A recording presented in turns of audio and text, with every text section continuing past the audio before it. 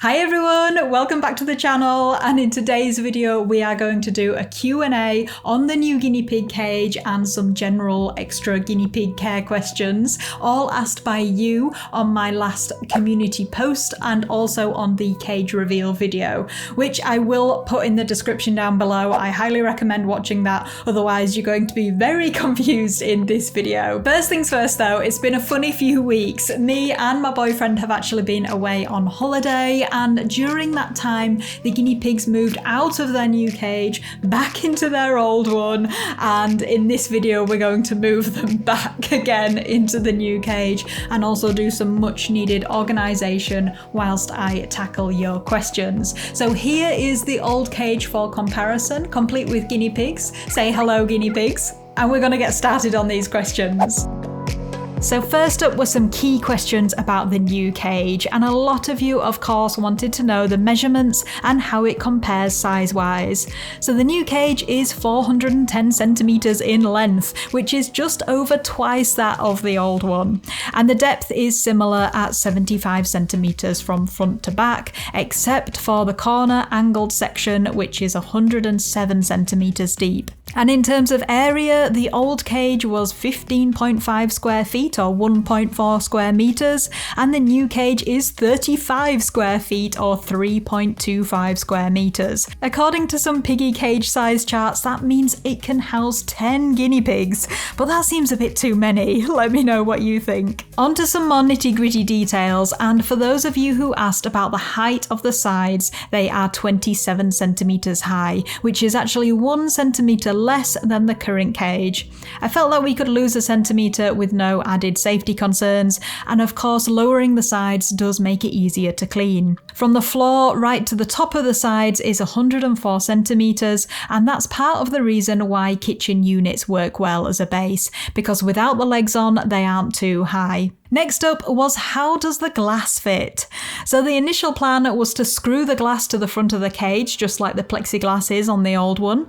However, the glass people said that this just wouldn't be safe. So the joiners made a custom frame for the glass to sit in, and this is one of my favourite parts of the cage, just because it looks so neat and seamless. So the glass is set in here by about 2 centimetres, and it's secured with clear silicone sealant, which makes it really solid and secure. And the sealant also goes around the inside base of the cage to make it watertight. And although the furniture board itself is wipeable and resistant to water, I do use waterproof fleece liners as an extra precaution. Okay, so I've done some organisation, not very much, but a little bit, and I have set up the cage ready for the piggies, so it's almost piggy time.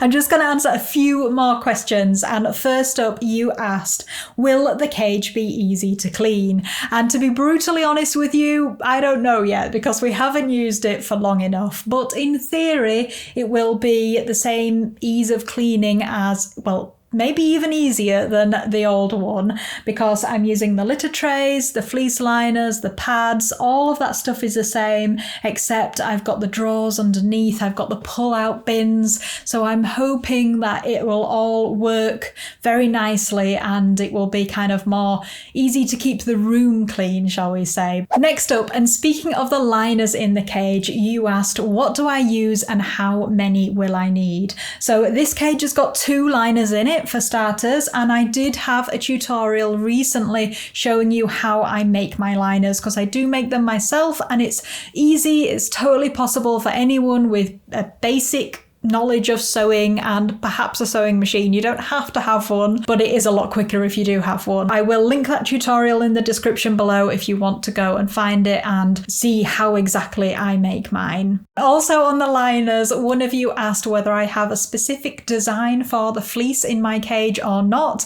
I think you mentioned that you like sort of pale colours, and as you can probably see, I have tried to go with this whole taupe, neutral, beige-ish tone in this room with the colour of the liners. I think it's worked quite well, and in terms of the rest of the items in the cage, I have no plan whatsoever. I don't know, maybe in further down the line I will have a sort of theme and like matching items and stuff. Obviously I've got the HayPigs stuff which matches really well.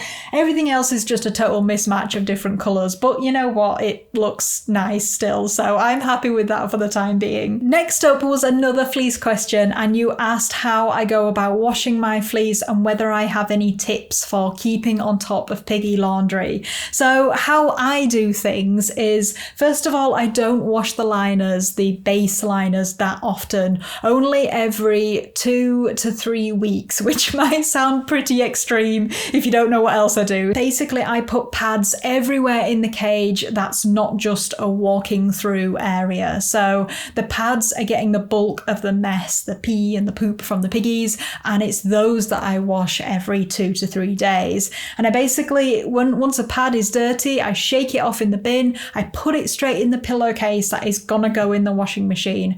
And I only have 2 pillowcases, so when they get full, it makes me wash them so I can reuse the pillowcases. That's a sort of roundabout way of how I do it.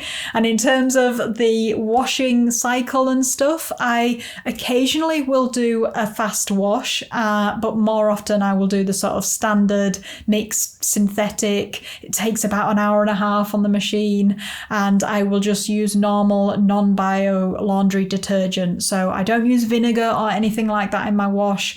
I find the fleece wash is fine with normal detergent for me, and I dry them either on the radiators or when it's nice outside, then I'll leave them to air dry outside. And that is basically what I do. Moving on, and the last question for this set, you might be pleased to hear. So you mentioned, how do we get on with having the pigs locked away in a room on their own? And I totally get you. Yeah, there is a concern about not being able to bond with them or spend enough time with them. And for anyone where you're thinking about getting guinea pigs for the first time, or you're changing your setup and perhaps the cage is going to go in a different location in the house, I would 100% recommend having that cage in a more social living area where you can be around your guinea pigs a lot. They will get used to all of the noises around them. They won't be scared. For us, it's a bit of a different situation because yes, they are in theory locked away in a room, but it's a room where I spend a huge amount of my time. So I'm obviously filming in here, I'm editing, I'm working on all of the stuff behind the scenes, and I literally spend hours and hours in this room. They are in no way going to be lonely or missing out on anything, and obviously it's a bit of a unusual circumstance that I have, but if you have a room like an office or a working space where you also want to spend time with your guinea pigs, then 100% that does work as well. Don't get too excited and jump out.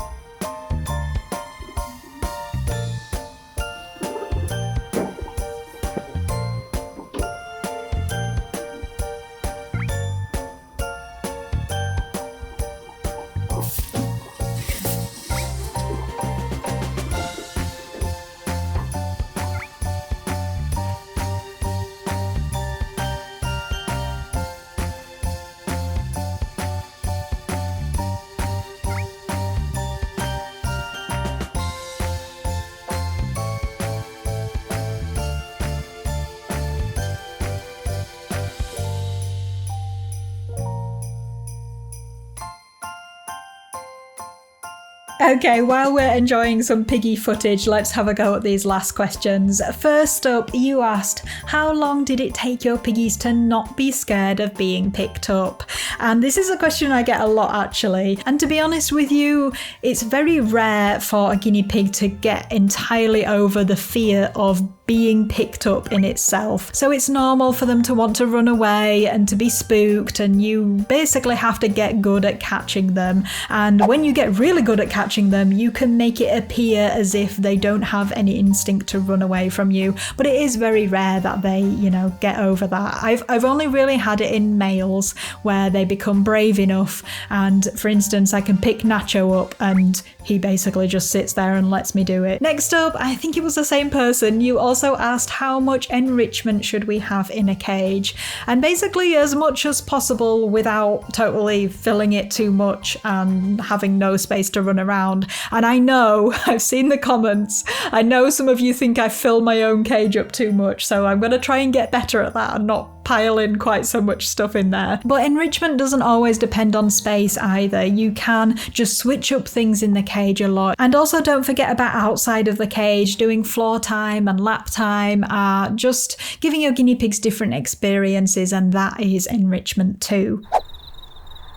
Moving on, and there was a comment that asked about Phoebe's special care that I mentioned in my community post. So in case you are relatively new to the channel, you might not know about Phoebe, and it's been an ongoing thing now that is totally part of our routine, but it does sound weird when I say it at first. Basically, Phoebe doesn't seem to have the ability to urinate for herself. So that's something that we do for her. We express her bladder for her. The vets have done everything to investigate it, and basically they've put it down to some sort of nerve damage that we have no idea how it occurred. And we have to do this for her because without it, she will overflow. Basically, the urine will be just coming out gradually, and she's also at a much higher risk of bladder stones. And she did actually already have a surgery to remove a bladder stone, but thankfully, especially over the last sort of 3-4 months, Phoebe's been doing really well, and I've not been seeing any sludge or little tiny stones in her pee. But if you want a more comprehensive video on all about calcium in guinea pigs' diets, then do let me know, because it's something that I've done a heck of a lot of research on. Okay, let's move on. And one of you asked about the hay from the farm, and I thought it was a very valid question that, you know, is it always okay, basically? And I did feature it in my money saving hacks video, and I know I made it look like it's amazing, you should all get your hay from farms, but they do vary, let's be honest. And I was fortunate to find a farm that is associated with a riding school, and it basically does different sorts of hay for horses and ponies and focuses on producing really high quality hay. I think I would just encourage you, if you're thinking about doing it, see whether they have a website, see if you can talk to them about how they manage the grassland. You know, do they sell to horsey people? Because horsey people are very fussy about the hay that they give their horses. There is just so much cost added on for the whole process of it being marketed at guinea pigs and rabbits and being sold in smaller amounts, and you really can save a lot by going direct to the suppliers, as it were. Next question, and you asked, what are we going to do with the other cage? And to be honest, I haven't thought about it yet. I'm sort of thinking I might keep it for the time being until I have to get rid of it, because that room is going to become something else and it's not going to be able to have a guinea pig cage in it anymore. So I will let you know, and if I'm going to be selling it or anything like that, then for sure I will keep you guys updated. Next up, there were, of course, lots of questions asking about more guinea pigs and like what type of guinea pig would I like to get next. So I am on the lookout, I will say that, and there's not much availability for what I'm kind of looking for in rescues at the moment. So I'm not going to rule out the idea of getting a guinea pig from a trusted breeder. However, of course, I do always push adoption and supporting rescues and the amazing work they do. So that comes first of all in my list. There's conversations ongoing, let's just say that, and I am hoping to start off with introducing a young guinea pig, basically, because I am worried about introducing adults and it all not working, basically. And I just know with young or baby guinea pigs that the bonding process is so much easier. So that's kind of what I'm leaning towards at the moment, but it's still very up in the air and it's sort of slow going, but at any time there could be, you know, it could happen in a few days, let's just put it that way. So I will of course keep you guys updated, and as soon as there's a new guinea pig on the way, then you'll know about it. So the guinea pigs do seem to be enjoying their cage so much, they're pottering around just like they were before. And I will also say before I go that I have taken on your comments about hay and feeding areas in the cage and making sure that I provide enough of those. And And again, the cage and what goes in it is sort of still, I have ideas around that. I want to change up the way I do the litter trays, and exciting stuff like that is all going to happen in the future. So please don't be thinking, oh, she's only got one litter tray and she's going to put 10 guinea pigs in there and they're all going to be starving. Please don't worry about that. It's going to be fine. The guinea pigs are doing great, and I can't wait to share with you when we finally add to the herd. So that's all for now, guys. As always, thank you so much for watching. I hope you enjoyed the longer video. Let me know if you did, and we will see you very soon in the next one. So that's bye-bye for now. Bye!